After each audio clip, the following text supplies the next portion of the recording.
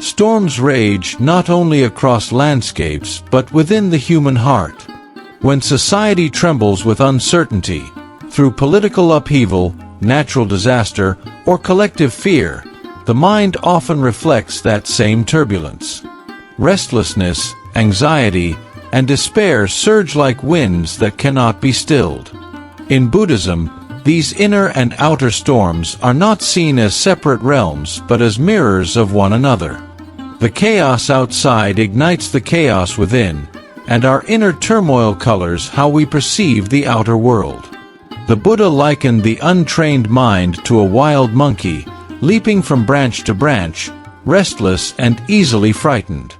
In times of global or personal upheaval, that monkey grows even more frantic, amplifying the confusion. Yet wisdom begins when we recognize this pattern, not with judgment, but with awareness. We see that chaos is not merely out there. It is also the stories, fears, and attachments swirling within us. This recognition is not meant to discourage, but to open the path of responsibility.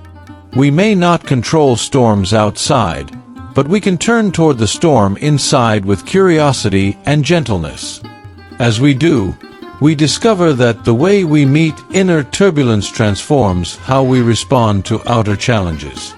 Chaos becomes a teacher, pointing us back to the ground of our own awareness, where clarity can take root even as the winds continue to howl.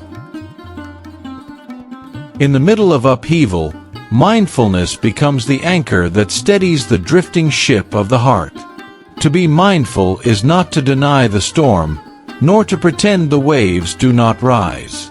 It is to hold awareness of each moment as it unfolds, without being swept away by fear or resistance. When the mind returns again and again to the present, chaos begins to lose its power to dominate us. The Buddha taught that awareness is like a lamp carried into a darkened room. Suddenly, what seemed overwhelming is revealed in its true form, impermanent, shifting, and not as solid as we believed. Fear turns into recognition. Anxiety becomes a series of sensations that come and go. By training in mindfulness, we cultivate the capacity to remain present even when events outside seem uncontrollable. This practice is not abstract. It can be as simple as pausing to feel the breath in the body, noticing how it rises and falls regardless of what headlines announce or what conflicts surround us.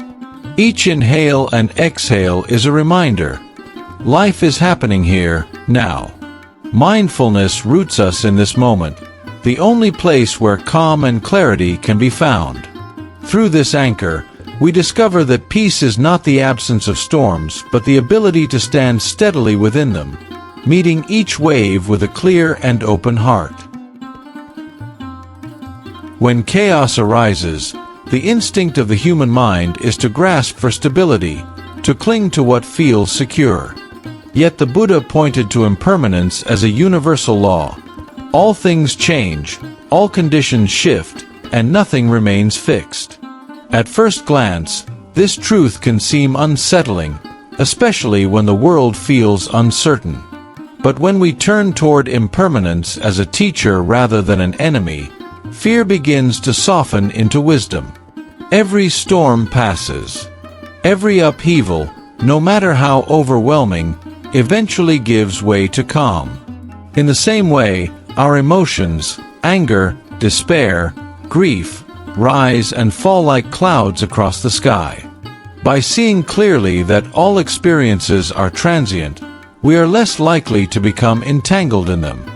Instead of clinging to the hope that chaos will vanish or resisting the discomfort of change, we learn to flow with it, trusting that each moment is both fleeting and complete. Impermanence also deepens our appreciation of life. Recognizing that nothing lasts forever, we begin to cherish the ordinary, the warmth of sunlight, the sound of laughter, the presence of those we love. In times of chaos, this awareness becomes a refuge, reminding us that even within turbulence, beauty and meaning are still here. Thus, what once seemed like a threat becomes a doorway. impermanence reveals that freedom lies not in control but in letting go. Amid confusion and hostility, compassion becomes the thread that binds us to one another. When the world feels fractured, it is tempting to withdraw into fear, protecting only our own safety. Yet the Buddha taught that compassion is not a luxury but a necessity, especially in times of chaos. It is the medicine that soothes not only those who suffer but also the heart of the one who gives. Compassion begins with seeing clearly. Each person caught in anger, conflict, or despair is also caught in their own storm. Just as we struggle with fear and uncertainty, so do they. This recognition softens judgment and opens the possibility of empathy. From this ground, compassion expresses itself in small gestures, a kind word, patient listening, or simply refraining from adding more anger to an already burning fire. The practice of compassion does not mean ignoring injustice or becoming passive. Rather, it means responding with wisdom that seeks healing instead of deepening wounds. Even when our efforts seem small against the vastness of the world's chaos, the ripple of one compassionate act can extend far beyond what we can see. In extending kindness outward, we discover that compassion heals us, too. It lifts us from isolation and fear, reconnecting us with a shared humanity that endures despite turmoil. In this way, compassion becomes not just a response to chaos, but a guiding light through it. In times of upheaval, the human heart instinctively clings to what feels certain: fixed plans, unshakable beliefs, rigid identities. Yet Buddhism reminds us that attachment to certainty only tightens suffering when the world shifts beyond our control. Non-attachment is not indifference, but a gentle loosening of the grip, a willingness to let things be as they are without demanding permanence where none exists.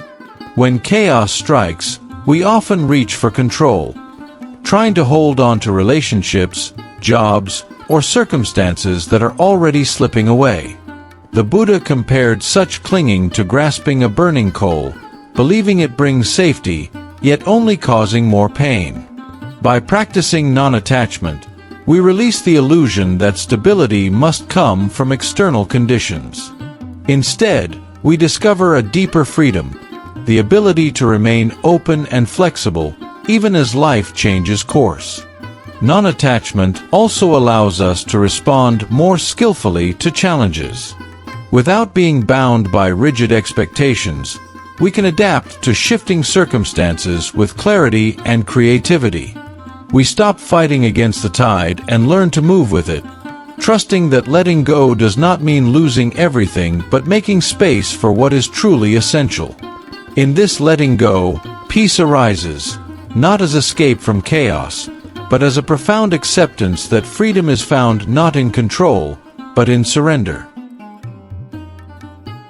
The modern world is filled with noise, endless voices, opinions, and alarms that pull our attention in every direction. In chaotic times, this noise grows louder, pressing in until it seems impossible to find clarity.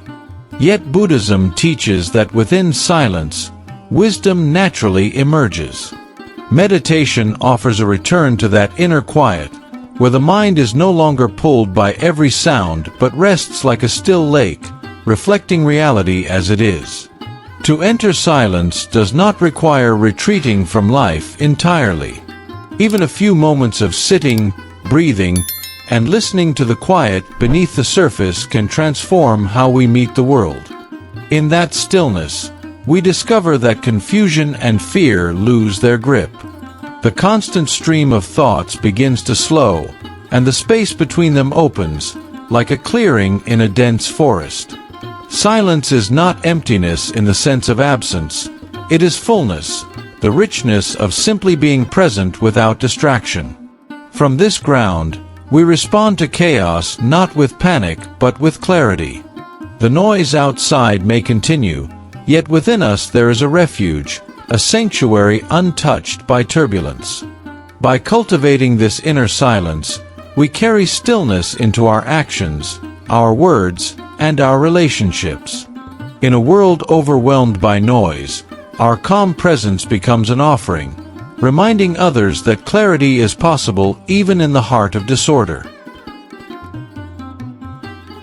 When chaos pulls us toward extremes, fear or denial, despair or blind optimism, the Buddha's teaching of the middle way becomes a compass. This path is not about standing frozen between opposites but about walking with balance, refusing to be trapped by extremes of thought or behavior. In turbulent times, it is easy to swing from hopelessness to reckless hope, from anger to passivity.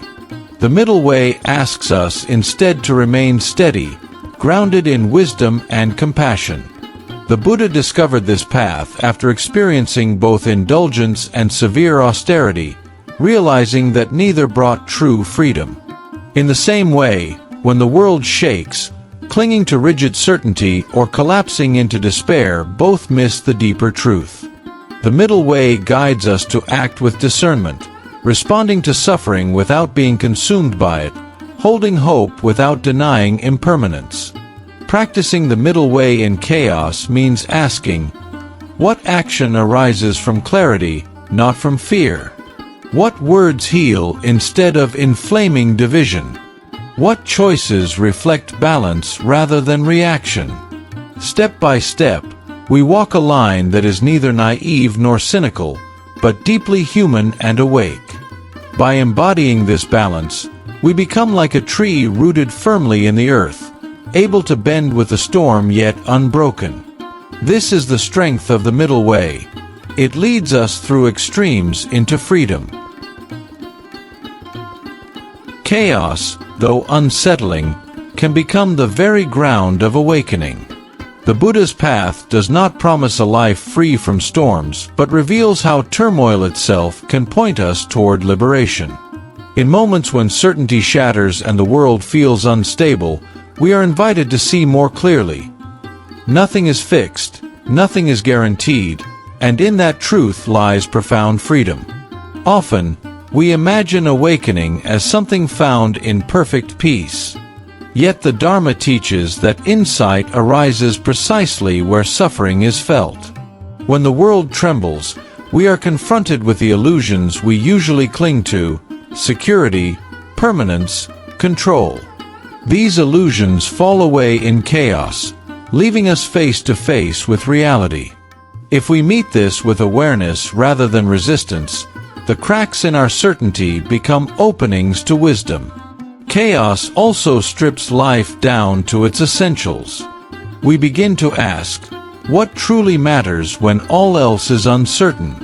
Compassion, presence, and kindness emerge as timeless answers. Awakening is not somewhere beyond the storm, but discovered right here, in how we respond to it. In this way, chaos is not the end of stability, but the doorway into a deeper refuge, one that cannot be shaken because it rests in awareness itself. What once seemed only threatening becomes the ground where freedom flowers. As the final thread of this reflection weaves together, let us pause in stillness. Chaos may continue to swirl in the world outside, but within this moment, a gentler rhythm can be found. The Buddha's wisdom does not promise escape from storms, but it does promise a way of walking through them with clarity, compassion, and courage. Imagine the breath flowing in and out, steady and faithful, untouched by the noise of the world. Each inhale gathers the scattered pieces of the heart. Each exhale releases the weight of fear and grasping. In this simple rhythm, we remember that peace is not somewhere distant. It is always here, waiting beneath the turbulence. The teachings remind us that impermanence softens despair, mindfulness steadies the heart, compassion reconnects us, non-attachment frees us, silence restores us, and the middle way balances us. Together, they form a lantern carried into darkness. The path may be uncertain, but the light is steady. When chaos arises again, and it surely will, we need not run from it. Instead, we can meet it as a teacher, as a reminder of what truly matters. In the cracks of uncertainty, awakening shines through. And as we carry these truths, we become sources of calm for others, ripples of stillness in a restless world. So rest now. Breathe deeply. Let the noise drift away. Within you is a vast and quiet refuge, a sanctuary untouched by chaos. Here, wisdom and compassion are already alive. Here, peace is already present.